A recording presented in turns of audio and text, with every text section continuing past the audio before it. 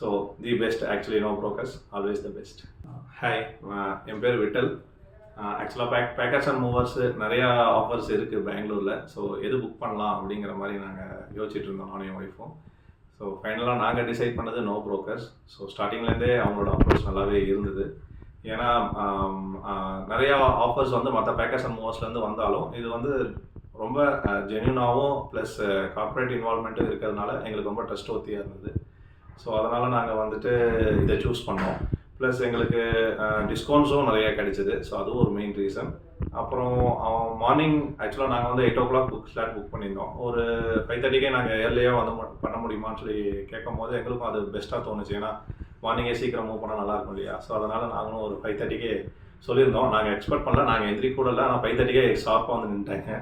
So அதனால் எங்களுக்கு ரொம்ப ஹாப்பியாக இருந்தது. ப்ளஸ் மூமெண்ட்டும் ரொம்ப ஜென்யூனாகவும் ரொம்ப ஸ்மூத்தாகவும் இருந்தது.